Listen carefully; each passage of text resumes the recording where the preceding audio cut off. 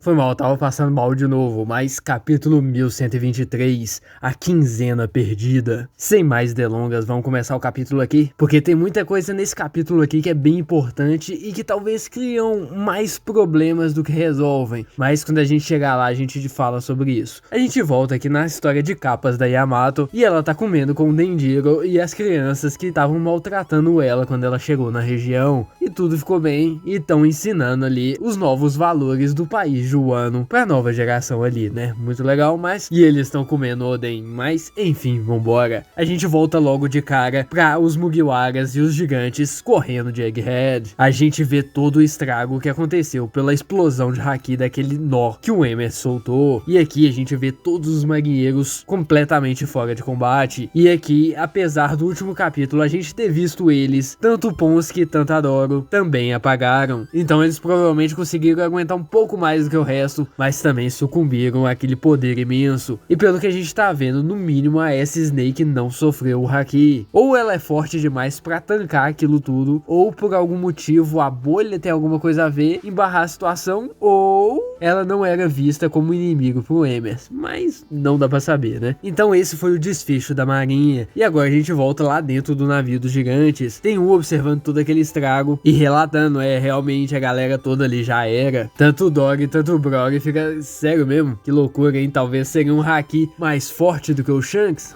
Ok, mas a gente não sentiu nenhuma hostilidade nele. Interessante eles observarem isso, né? E o Luffy vai lá e agradece o Gigante de Ferro, aquele robô que agora tá sucumbindo a todo aquele dano que ele sofreu durante tantos anos, né? E o fogo tá engolindo ele. O Luffy tá rindo e reconhecendo toda a ajuda que aquele robô estranho ofereceu a eles nos seus últimos momentos. E agora é hora de ir pra Elbaf. Depois de trocentos mil anos, desde a primeira vez que a gente viu lá em Little Garden, tá na hora. Vambora, galera. Egghead tá acabando, a gente vê um shot da Bonnie abraçando Kuma, o Zoro respirando fundo depois do embate com o Ethan. O Sop tá felizão de finalmente ver o Dog e o Brog, os mestres dele, mas eu achei meio batata que foi, pô, só isso, mano. Eu achei que, sei lá, o reencontro dele seria muito mais foda do que isso, mas ok, né? Tá o Luffy veinho, depois de ter desativado o modo Nika, e a Nami tá ali acudindo ele, né? Só que nesse momento, o Sanji entra dentro ali do navio dos gigantes, onde tá o corpo do Stella. E ele fala uma parada tipo assim, o que você me falou lá atrás não tá sentando muito bem comigo. Era realmente isso que você queria, Vegapunk? Sério, eu não consegui entender a mensagem toda que você deu, mas parece que você falou um monte de coisa absurda. E aí a gente recebe um flashback de 2 semanas atrás, mais ou menos quando tava rolando o ataque ao Nigashima lá na saga de Wano, tá? E a gente vê o Shaka, o Pythagoras e o Stella lá em Punk Records. E eles estão percebendo que tem alguma coisa estranha. Os números na fábrica não estão batendo direito. Eu tenho certeza, o número de partículas de densidades no fluxo de nêutron mudaram bastante. A energia gasta pelo Serafim tá aumentando cada vez mais. Só que essa quantidade não é a mesma. Se a gente fez algum erro nas calculações, a gente errou bem gravemente. Ou seja, o nível de energia que eles perderam já é muito mais do que o esperado. O Stella e o Pythagoras estão tentando entender qual o motivo daquilo. Será que a Mother Flame está sendo instável por algum motivo? E o Shaka responde, não é isso, tá tudo estável. Por tudo que eu tô vendo aqui, alguém roubou uma parte da Mother Flame. Todos os números naquele gerador foram cuidadosamente manipulados para parecerem normal. E só tem uma pessoa que poderia ter feito isso, não é mesmo? O Vegapunk já insta entende. Foi o Vegapunk, foi a Lilith, né? Ela é mal. É muito bom que ele já vai acusando a Lilith, né? Como se ele já tivesse esperando alguma merda dela só porque ela é a parte má dele, né? Talvez se você já espera isso, não devia ter criado a sua parte mal, né? Mas tá bom, né? Aí, nessa situação, aqueles 3 Vegapunk ali são os únicos que eles podem confiar. Como? Só porque eles têm alibi? Não sei, né? A gente acabou de ver que as informações podem ser mudadas, né? Um deles ali pode muito bem estar manipulando o resto, né? Mas enfim, pelo que a gente sabe, no futuro não é nenhum deles, né? Mas para aquele momento ali não faz muito sentido eles se confiarem. Mas ok. Então foi um dos 4 outros, né? Tipo a Lilith. O Stella tá putaço com a Lilith por algum motivo. A quantidade de energia que foi retirada foi muito grande. E aí um deles sugere para colocar os cérebros dele em modo stealth. Ok. Só a existência do modo stealth já não geraria muitos problemas, tipo um Vegapunk te traindo, né? Talvez não devia ter sido uma possibilidade, mas ok, vamos continuar. Se essa experiência de termos descoberto que existe um traidor for compartilhada no Punk Records, então a Lily... o culpado vai saber que a gente já tá na perna dele. Uma semana depois, o Pitágoras encontrou quem é o culpado. É a York, não a Lily. Tanto Stella, tanto Shaka ficam surpresos com aquilo. Pelo jeito, o Pitágoras descobriu que toda a informação sincronizada com a Punk Records, providenciadas por ela, são todas memórias falsas, ok? Já é outro problema ser possível criar memórias falsas, porque no final das contas são eles que acessam isso. Se tem essa possibilidade, o Vegapunk tá meio que tirando do pé, né? Tem umas coisas meio estranhas aqui nesse capítulo, mas no final, com todo o cenário, a gente entende mais ou menos o que o Oda pensou nesse momento aqui, mas vamos continuar. Até a gravação de vídeo dos Dendemushi no meio do caminho foram todas forjadas. O Stella não entende por que ela roubaria a Mother Flame, mas também, me desculpa, Lilith. O Shaka também descobriu que as armas dos Reis dos Mares também foram mexidas. O Pitágoras também descobriu o uso de um Dendemushi branco, que é aquele que evita que outras pessoas escutem a chamada de alguém. E nesse mesmo momento, o Stella acha essa transmissão que alguém mandou pra fora e tentou fazer de tudo pra esconder. E é aí que eles escutam e descobrem que a York relatou que os Vegapunk estão estudando o século perdido em uma transmissão nada mais nada menos do que pra Maria Joa. Aí ele entende, então é por isso que a Cyberpol tá vindo aqui toda hora. Lembrando que o Stella não sabia que eles estavam sendo presos lá de baixo. Então pra ele a Cyberpol tava vindo e indo embora de boa. E com certeza não que uma parte deles estava literalmente sequestrando a galera, né? Aí a gente pula pra 6 dias atrás. O Vegapunk liga 2 com 2. Gogusha foi pro saco. Só pode ter uma forma de ter feito isso. E o Vegapunk, apesar de não ter nenhuma prova concreta, ele já começa ali a deduzir algumas coisas que infelizmente devem ser verdades. Ele tem quase certeza que o governo mundial possui uma arma antiga e eles usaram o que foi roubado da Mother Flame pra ativá-la. Ele tem quase toda a certeza que isso é real, mas ele não consegue colocar isso a público. Como que ele prova isso? Como que ele fala que a ilha de Gogusha simplesmente explodiu por causa que o governo mundial literalmente sumiu com ela? Então o Vegapunk começa a ficar extremamente depressivo. Tudo isso foi culpa dele. Ele nunca deveria ter tirado a ganância da mente dele, isolado ela, transformado ela em um corpo, em um ser vivo. Atenção nessa fala que, como um homem da ciência, mesmo no momento mais baixo dele, a única coisa que ele tem pesar é da traição da York, não do fato dele ter criado a Mother Flame. Porque pra ele, realmente, a criação daquela energia perpétua ajudaria muito o mundo. Ok, essa parte aqui que as coisas começam a fechar direitinho. E só que pra algumas pessoas também é outra parte que não faz tanto sentido assim. Eles estão conversando o que eles fazem agora que tudo tá rolando. Eles deviam prender a York pra ela não fazer mais merda. O Stella fala que não, já é muito tarde. Não importa muito o que a York tá indo atrás, o que ela quer fazer. Qualquer pessoa que procura sobre o século perdido vai ser eliminado. O Shaka fala que eles ainda têm tempo de fugir, só que o Stella rebate. Prepara um navio pros residentes de Egghead, mas pra nós já é muito tarde. Ordens secretas do governo já foram enviadas a bases da marinha. A gente já tá encurralado. Os argumentos do Vegapunk nesse momento é que, ok, já teve um sinal do governo mundial pra ficar de olho neles, e que se eles fugirem, a organização vai perseguir eles até o fim do mundo, e que se eles morressem em qualquer outro lugar do mundo, seria tudo por nada, porque Egghead tem tudo do mais importante pra eles naquele momento: ferramentas e construções que podem fazer a informação correr pelo mundo, uma coisa que Ohara não tinha 22 anos atrás. E aí a gente corta pra mais um tempo depois, e o Vegapunk tá chegando no seu limite. O mais perto que ele tenta chegar do governo mundial, mais difícil fica de entender o que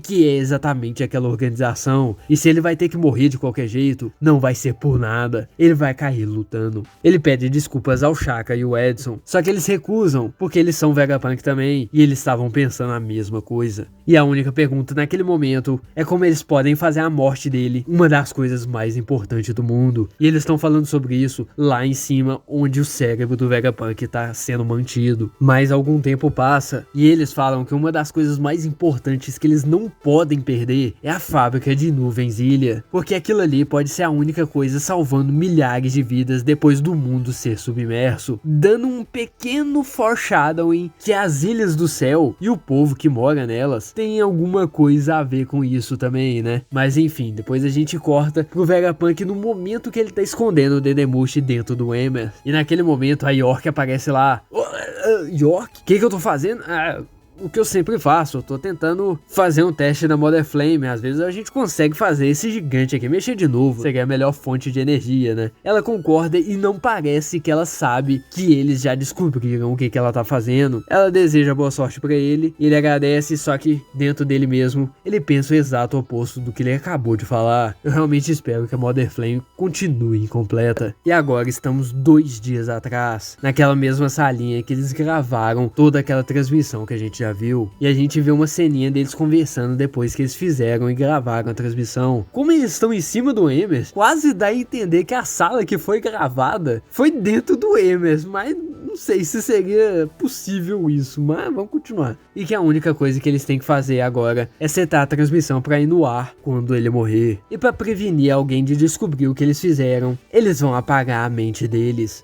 Ok? O que eles querem apagar é a informação deles terem escondido e ter feito aquela transmissão pro mundo. Só que infelizmente a máquina vai retirar a memória de certos intervalos de tempo. Ou seja, infelizmente eles vão esquecer sobre toda a traição de York e o roubo da Mother Flame, né? E agora o que eles têm que fazer é torcer pro plano funcionar e esperar que a única coisa que venha acontecer é o triunfo deles. Eles acordam da máquina sem entender o que tá rolando, só que o Stella deixou uma carta pra trás. Então, meus queridos, vocês vão perceber que tá faltando uma quinzena aí das suas memórias. Pois é, vocês fizeram isso por vontade própria e vai ter muitas surpresas que vocês vão encontrar aqui no futuro. Mas eu vou te deixar com uma informação. O governo mundial já tá sabendo que você tá pesquisando sobre o século perdido. O quê? Mas fica tranquilo que você já fez todos os parâmetros e deixou tudo no lugar pra lidar com isso antes da sua morte. Eles ficam todos ali, morte, peraí, minha? Como assim?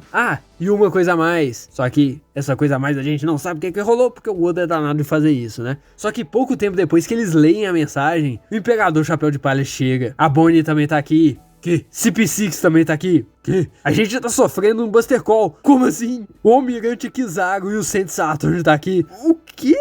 Imagina se acordar e escutar literalmente tudo isso nos primeiros minutos, né? Deve ser completamente absurdo. Depois a gente corta pra aquela cena que a gente viu no meio da saga. E o que ele falou com o Sanji, o Frank e a Atlas. Eles estão descendo pra salvar a Bonnie, mas ele tem a intenção de ficar lá embaixo. O Sanji não entende. Eu não quero que você me salve. Me deixe lá embaixo pra morrer. O Sanji escuta aquela merda. Velho, como assim? Você quer morrer, cara? Deixa disso, mano. O Vegapunk assegura ele que não. Eu só tenho um sentimento que minha morte vai fazer algo acontecer. Porque, né, o Vegapunk não sabe sobre a transmissão. O Sanji discorda dele completamente. Vai ter um monte de gente que vai ficar putaça se eu deixar você morrer. E se eu pedir por favor?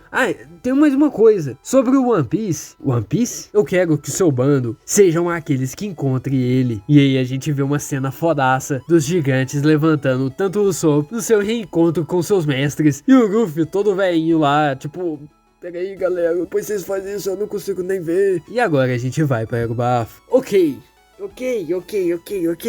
Esse capítulo foi um tanto quanto esquisito, mas... O que a gente pode pensar sobre isso agora? Por que o Vegapunk não fugiu? O governo mundial já estava esperto no que ele estava fazendo, ou seja, a ilha provavelmente já estava num cerco, mesmo que um tanto quanto relaxado. Então no momento que ele fugisse dali, tudo teria sido colocado a perder. Por quê? O Vegapunk ia fugir? Pra onde? Pra Aerobaf, os revolucionários? Ok, ele faz isso, só que coloca um alvo imenso na cabeça deles só por estarem alojando o Vegapunk, a pessoa que é o maior gênio do mundo. Ou seja, a mera presença do Vegapunk em qualquer um desses lugares ou qualquer uma outra ilha significaria a morte de muita gente e muita gente que lhe se importa. Outra coisa também é que se ele fugisse e subsequentemente morresse, a ilha de Egghead não teria mais uso para o governo mundial, ou seja, tudo que ele fez lá, todas as suas invenções novas e todas as pessoas que trabalham lá e vivem naquela ilha seriam completamente dizimadas. Provavelmente o mesmo destino que aconteceu com o Gugusha. Ok, ele não pode fugir, por que então ele não matou ou desativou a York? Se você para pra pensar, o Vegapunk não é uma arma de combate. Tirando a Atlas, como que eles poderiam parar a York? Chamando os pacifistas?